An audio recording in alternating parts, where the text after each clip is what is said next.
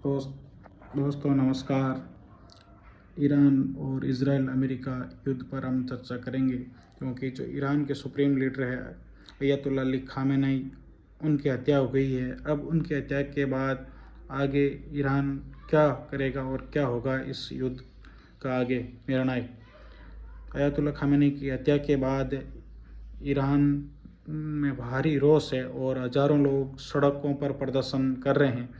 और यही नहीं, पूरे इस्लामिक देशों में इस समय शौक है और लगभग सभी जगह पर धरना और प्रदर्शन हो रहे हैं। लोग नाराज़ है और यहाँ तक कि अमेरिका दूतावास और इजरायली दूतावासों के आगे लोग प्रदर्शन कर रहे हैं। भारत में भी लखनऊ से लेकर श्रीनगर तक ये प्रदर्शन हो रहे हैं। पाकिस्तान में भी इस्लामाबाद में अमेरिकी दूतावास पर लोगों ने हमला कर दिया। जवाबी कार्रवाई में 8 लोगों की मौत की खबर है।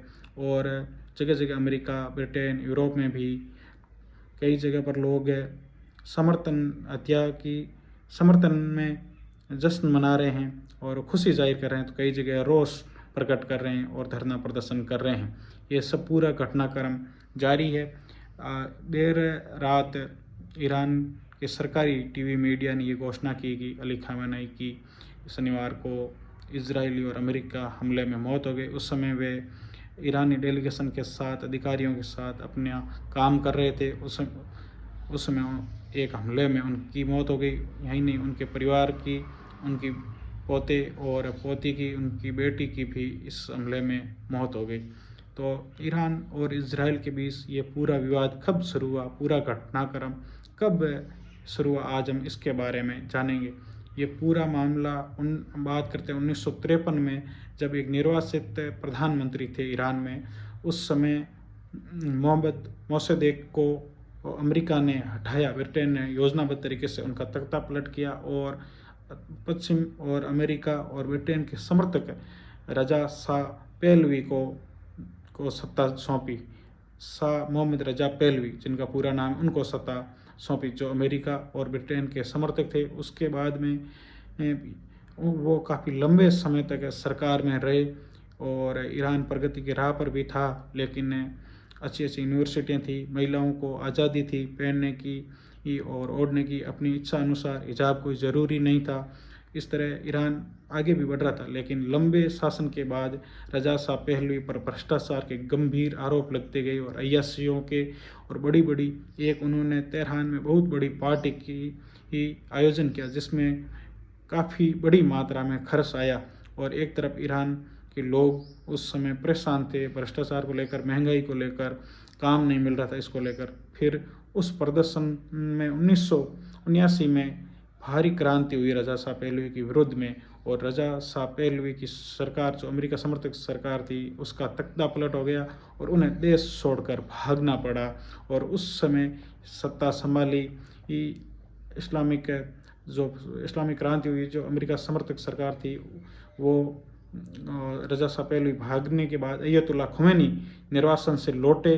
जो रजा शाह पहलवी ने जब सरकार संभाली थी तब उन्हें भागना पड़ा था। वो वापस आए और उन्होंने वापस सरकार, सुप्रीम लीडर का पद संभाला और उन्होंने पूरे मध्य पूर्व को इस घटनाक्रम ने बदल दिया था। और उसके बाद में जब उनके सत्ता संभालने के बाद यह ईरान की क्रांति की कुछ नाटी के क्षणों में से एक ऐसा प्रदर्शन था कि कुछ प्रदर्शनकारियों ने तेहरान में, ईरान की राजधानी, अमेरिका दूतावास पर हमला कर दिया और वहाँ मौजूद लोगों को, जो 52 लोग थे, उनको 1921 बंधक बना लिया। काफ़ी लंबे समय तक बंधक रखा। 1979 में बंधक बनाया और 1979 में बंधक बनाया और 1981 में वापस उन लोगों को छुड़वाया। उसके बाद ईरान का विवाद इराक के साथ क्षेत्रीय विवाद, छिटपुट घटनाओं को लेकर चलता रहा, सीमाओं को लेकर। और फिर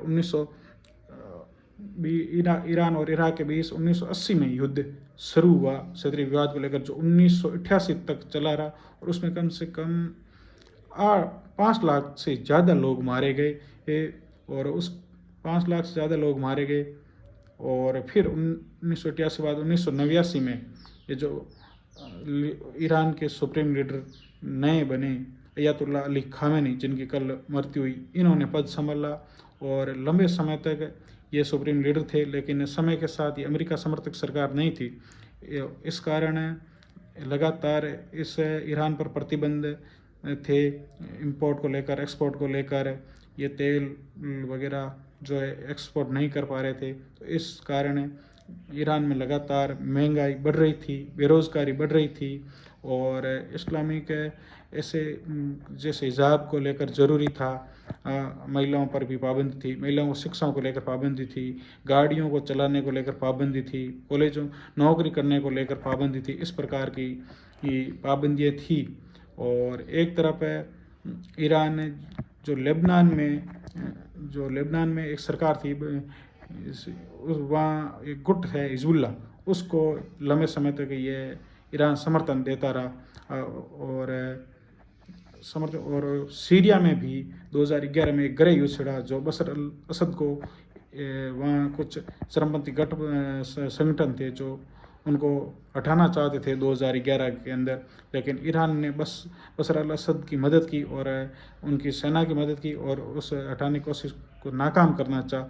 तब इजराइल ने सोचा कि ईरान का दखल दिनों दिन बढ़ता जा रहा है, यहाँ तक कि ईरान गजा में जो फिलिस्तीन समर्थक को लेकर मांग चल रही थी, जो संगठन थे हमास का भी लगातार साथ दे रहे थे, उन्हें हथियार मुहैया करा रहे थे। और हिजबुल्लाह जो लेबनान में एक संगठन है जो लंबे समय से फिलिस्तीन के मुद्दे पर और समर्थन कर रहा था गजा के लोगों का, उसको भी ईरान लंबे समय से मदद दे रहा था।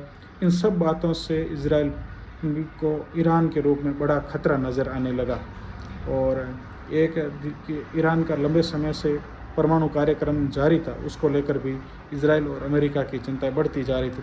इन्हें ऐसा लग रहा था कि वर्तमान में यदि ईरान परमाणु संपन्न बन गया तो हमारे अस्तित्व के लिए खतरा हो जाएगा। इन सब के बीच में ये घटनाक्रम हुआ और खमेनी की मृत्यु हो गई। और अब ईरान की सेना ने यह कहा है कि यदि हम इतिहास का आज तक का सबसे बड़ा हमला अब सभी खाड़ी देशों पर और इजराइल पर करेंगे, क्योंकि उन्होंने ये कहा है कि ये आयतुल्लाह अली खमेनी की शहादत हमारे लिए लॉन्चिंग पैड होगी और हम सभी खाड़ी देशों को और इजराइल को भारी तबाही का सामना करना पड़ेगा। इसके बाद में जो खाड़ी देश है, कतर, कुवैत, सऊदी अरब, जॉर्डन, इराक, इनके प्रमुख बड़े बड़े शहर है, सऊदी अरब हो, दुबई हो, इनके सभी में लगातार बड़े हमले ईरान के बीच